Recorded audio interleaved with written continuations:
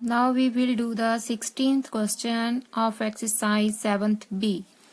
A sum of rupees 500 is in the form of denominations of rupees 5 and rupees 10. क्या कहता है कि 500 rupees है, उसकी जो फॉर्म दी हुई है हमें किस में है, उसके जो 500 रुपीज है वो किस फॉर्म में है, 5 रुपीज में एंड 10 रुपीज में. मतलब इतने नोट है वो 5 रुपीज के और 10 रुपीज के, लेकिन हमें पता नहीं है कि कितने हैं. ठीक है. If the total number of notes is 90, कहता है कि जो 5 रुपीज और 10 रुपीज है. ठीक है. वैसे तो 500 रुपीज है हमारे पास, पर नोट जो है वो 5 रुपीज के और 10 रुपीज के हैं. जैसे 500 तब मिलते हैं, इन दोनों को मिलाकर 5 रुपीज और 10 रुपीज को मिलाकर फिर 500 रुपीज बनते हैं. ठीक है. पर कहता है जो टोटल नोट जो है वो हमारे पास 90 हैं. कितने हैं? 90. ठीक है.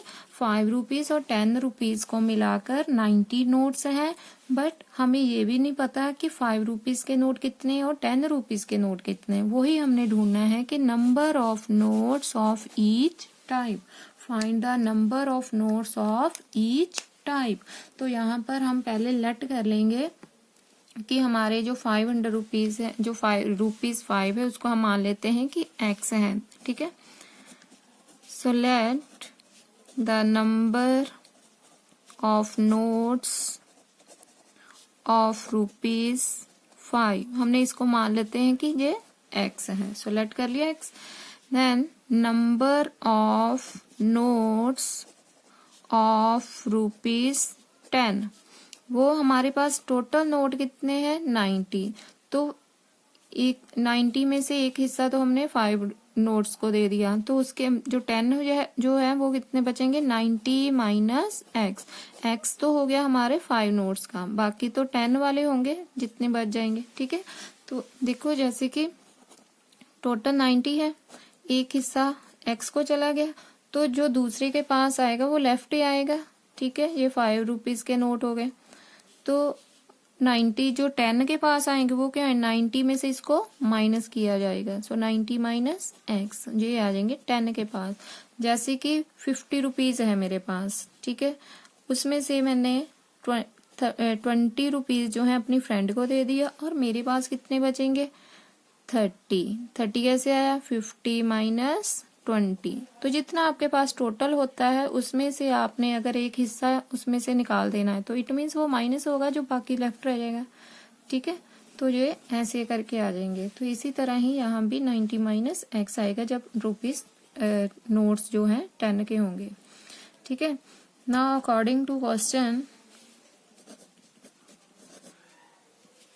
देखो ये इसका मल्टीपल बनेगा. कैसे? जैसे सपोज करो कि एक सेब जो है 20 रुपीज का है. अगर मैं कहूँ कि 10 सेब कितने के होंगे? एक सेब जो है रुपीज 10 का है, तो 10 सेब कितने के होंगे? तो 10 को 10 से मल्टीप्लाई करेंगे, 100 बन जाएगा. ठीक है. जहाँ एक सेब 20 का है तो 10 को मल्टीप्लाई किया जाएगा तो बन जाएंगे 200. ठीक है. सिमिलरली अगर एक नोट x का है तो 5 रुपीज के कितने होंगे? 5x बन जाएगा. इसका मल्टीपल होगा. सो 5x दोनों का सम. ठीक है. प्लस अभी 10 भी इसका मल्टीप्लाई हुआ है, तो 10 into 90 minus x is equal to, और इन दोनों का सम 5 रुपीज के नोट और 10 रुपीज के नोट मिलाकर उनका जो सम दिया है वो किसके इक्वल है? 500 के, क्योंकि टोटल नोट इन दोनों को मिलाकर ही 500 रुपीज बन रहे थे. राइट. सो नाउ इसको अभी सॉल्व करते हैं. 5x इसको इसके साथ मल्टीप्लाई करते हो, जो बन गया 900. 10 को किया जाए आ गया 10x इज इक्वल टू 500.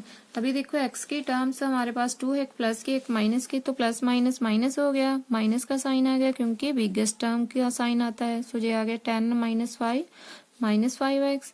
जब प्लस के 900 कांस्टेंट टर्म उस साइड ले जाओ, प्लस के उस साइड जाकर क्या हो गए? माइनस के. So minus 5x is equal to, ये भी प्लस माइनस माइनस, 900 में से 5 गए तो 4 आ गया. 4 कौन से आएंगे? माइनस के 400. तो दोनों साइन इक्वल हो गए. जब इक्वल आ जाते हैं साइन तो फिर क्या होते हैं? कैंसिल. तो हमारे पास क्या बचा फिर? 5x is equal to 400. तो मल्टीपल फंक्शन x यहीं पर आ जाएगा, ठीक है।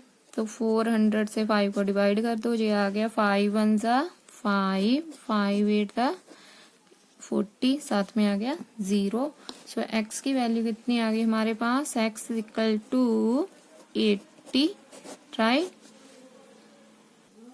सो हमने ये x की वैल्यू आएंगी, so therefore number of notes of ₹5 is equal to 80, मतलब 5 रुपीज के नोट कितने हुए 80, and number of notes of ₹10 वो कितने बनेंगे 10। देखो इन दोनों को मिलाकर क्या बन रहा है 90 हो गए ना, तो टोटल नोट हमारे पास 90 थे उसने कहा, ठीक है। तो अगर आपने चेक करना है चेक में कर सकते हो। देखो ₹5 जो है वो तो आ गए हमारे पास 80, और 10 के पास कितने बचेंगे, वो ऑब्वियस है कि 10 होंगे। दोनों को मिलाकर देख लो कितना आ रहा है 90। तो टोटल नोट्स हमारे पास कितने थे, टोटल नोट्स वो भी 90 थे, तो हो गए इक्वल, राइट। तो इस तरह से आप चेक कर सकते हो। So this is the answer of a question 16। बस आपको स्टेटमेंट को अच्छे से समझना होगा क्या कह रहा है, फिर अपने आप सम निकल आएगा, okay. Now let's do the 17th question. Sumitra has ₹34 in 50 paise and 25 paise coins.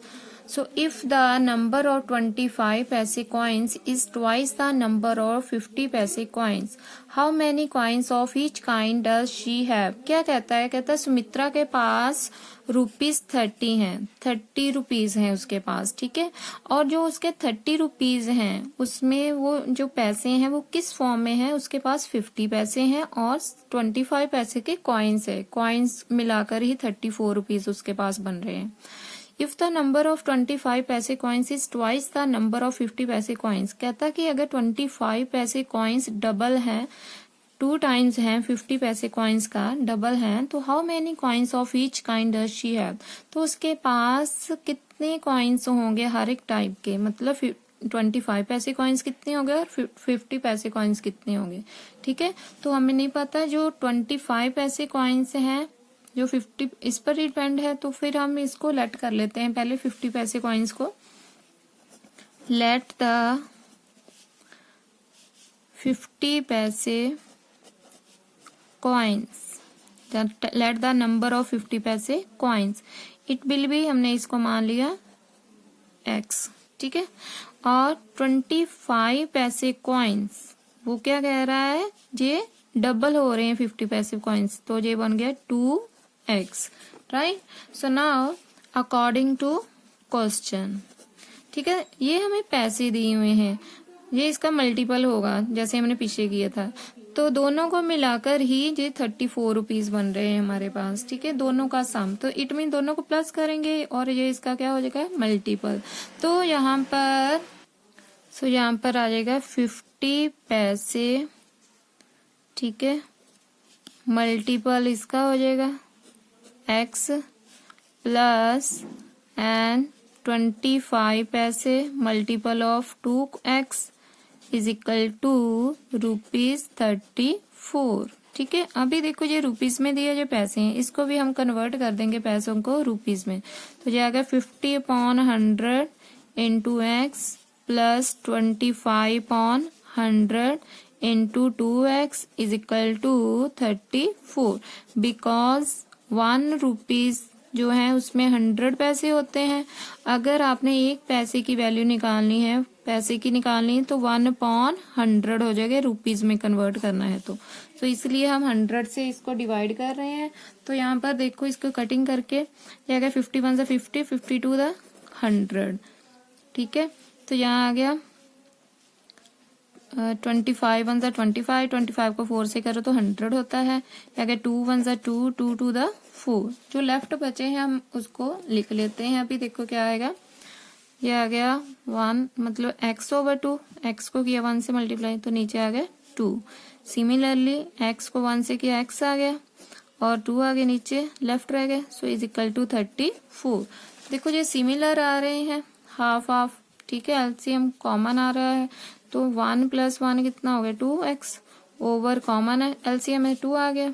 ठीक है, लाइक फ्रैक्शन बन रही, सो इज इक्वल टू 34। ये दोनों आपस में कैंसिल हो जाएंगे, 2 × 1 = 2। तो हमारे पास क्या आ गया, x की वैल्यू कितनी आ गई, x = 34। ठीक है, x की वैल्यू कितनी आ गई 34। सो इट मीन्स हमारे पास जो 50 पैसे कॉइन्स है वो कितने हुए फिर 34। सो 50 पैसे coins, number of 50 paise coins will be 34 and number of 25 paise coins it will be, देखो उसको हमने 2x माना था, 2 × 34 तो कितना हो गया 68, राइट। यही उसने कहा था। तो this is the answer of question 17। तो चेक करके देख लेते हैं हम अभी इसको।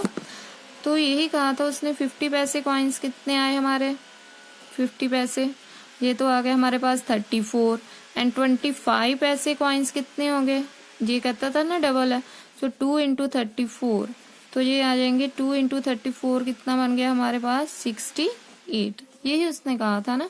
तो अभी देखो अगर आप 34 और